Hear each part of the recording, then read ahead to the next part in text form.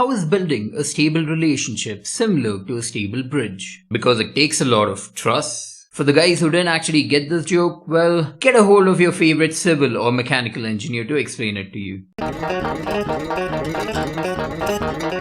What's up guys, and welcome to this week's episode of TUGGtv. Now in this segment we're going to be talking about the various types of guitar bridges, and to be more specific, electric guitar bridges. The whole purpose of this video is to inform you guys on the different types of bridges which are out there, and well, which is the one which would suit you guys the most. Now if you look into the guitar market, there are going to be a number of types of bridges which are available, and in this video we're going to be focusing on 3 of these bridges which kind of made the blueprint for most of them out there. So let's dive right into it. The fixed bridge. When it comes to fixed bridges, these are the simplest among the types which are available. Now as the name suggests, there's nothing fancy about these kind of bridges because well, they're just fixed. Now coming to the characteristics of these bridges, well, most of them actually follow the through body way of stringing. So this essentially means that the guitar strings are actually going through the body from the back to the front and then to your tuners. Now since these guitars actually have the strings going through their body, they will pretty much utilize the complete mass of the body for its resonance. This usually means that your guitar has got a lot more sustain when compared to the other bridges, and also considering the fact that your string length is going to be constant, there's not going to be too much of a tuning stability issue as well.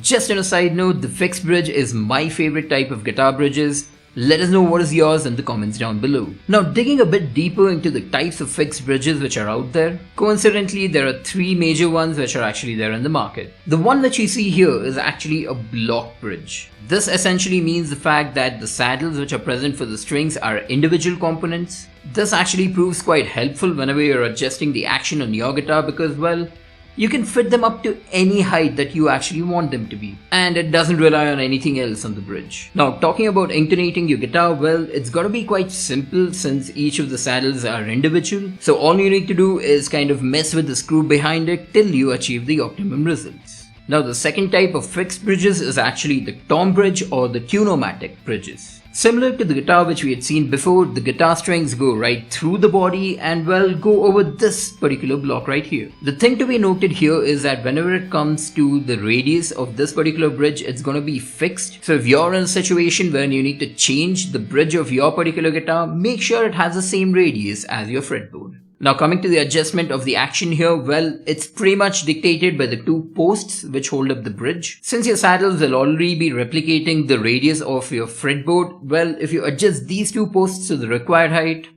you're up and running. Now due to the style of these bridges, well, it's a lot more comfortable to actually keep your palm on this, and well, getting chugs out is going to be quite easy. Now the third kind of fixed bridge is essentially going to be the tunomatic bridge, but with a stop bar. The addition of this stop bar means that your guitar strings no longer go through the body, but essentially through the stop bar and then from your bridge. Now just because the strings aren't actually going through the body doesn't mean that there's going to be a drop in sustain. As the stop bar is anchored right into the guitar body, it still ensures that you're using the complete mass of this guitar. The tremolo bridge. Now the second type of bridge what we're going to be talking about is going to be the tremolo bridge, or essentially the vibrato bridge, but yeah, that's a whole new topic altogether. Now coming to the actual mechanics on how this bridge works, well, your bridge is essentially a separate unit which is not part of your body.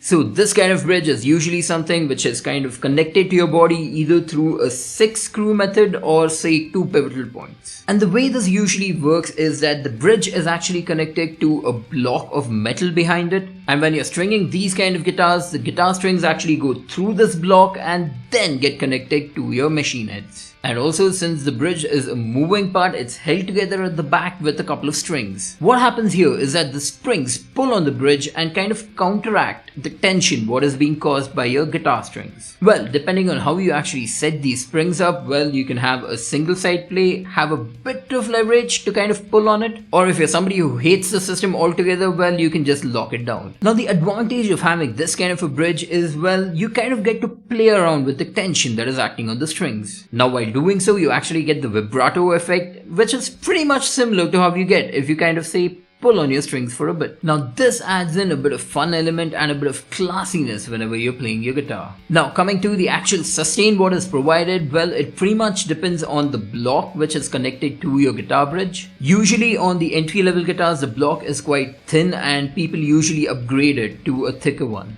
Now coming to the intonation side of things, well, your tremolo bridges pretty much follow the same saddle mechanism which is there in fixed bridges. So it's going to be quite easy for you guys to fix the intonation on these guitars as well. And also for the same reason, it's quite easy to adjust the action on these guitars as well. Now one of the major drawbacks on this kind of bridge is the fact that since you kind of keep playing around with the tension of the strings, there is every possibility of your strings going out of tune. Now talking about tuning stabilities, we also have a video which covers on 5 tips to ensure that your guitar has got the best tuning stability. So if you guys haven't checked it out already, make sure to see that. We'll have the link here and in the description as well. The Floyd Rose Bridge. Now in all honesty, the Floyd Rose Bridge is an evolution of your Tremolo Bridge, but since they have such drastic changes between the two, we wanted to address these as 2 different bridges altogether. Now coming to the actual construction of these bridges, well, it's pretty similar to how we saw on the Tremolo. Now the bridge is not something which is completely anchored on to your guitar body. They follow the same principle of having springs at the back to counteract the tension which is formed by your strings, and it usually has 2 knife edges which is used for positioning your bridge. But now coming to the major differences what is there between the Tremolo and the Floyd Rose. Now unlike the Tremolo bridges, the Floyd Rose actually gives you a lot of freeway for both decreasing or increasing the string tensions. So because of this, whenever you play a note, you can well kind of bring it up or down by a couple of steps. Another major difference is the fact that your Floyd Rose comes with a locking mechanism on the nut as well. Now because of the presence of the locking nut, you do have a lot more stability when it comes to the tuning. But if your Floyd Rose bridge is not set up properly, well, it's gonna be a nightmare to keep it in tune. Oh, and another thing, well, these bridges also have micro tuners attached to them as well. Now essentially the Floyd Rose type of bridges are the most complex among them all, and because of this particular reason, well, it kind of does strike a lot of fear into the hearts of people. Oh, and to make things even more complex, you pretty much need to cut off the ball which is there in the end of your string and well connect it between a locking system here and here. So unless you're somebody who's up for the challenge or a huge Slayer fan, well, you can stay away from these kind of bridges. So coming to the resonance of these particular bridges, well, they're pretty much dependent on a block of metal which is attached to the bridge behind it. Now although in theory it's pretty similar to how it is on your Tremolo bridges, but here your block plays a much more vital role in the resonance side of things. And well, coming to the intonation side of things, well, that's a complete video by itself. And by the way, if you're somebody who's bought yourself a Floyd Rose guitar and then well regrets their decision, we have a video on our channel as well which addresses how exactly you can block it and pretty much use it like a fixed bridge. Now you can find the link to this particular video here and in the description as well. And with that, we're near the end of our discussion on the types of bridges which are out there. Now we hope this video has given you enough insight into the types of bridges and which one would be something which is more, say, customized to your needs. We would love to hear your thoughts on the bridges which were addressed in this particular video. So let us know in the comments down below on which is your favorite bridge, and well, if you have any horror stories regarding the Floyd Rose, well, we would love to hear them. If this is the first time you guys are coming across our channel, make sure you hit the subscribe button and the bell icon down there. Now we are a channel which focuses on original contents, experiments and a few funny videos as well. So this is TUGGtv signing off, and as always, stay safe and stay metal.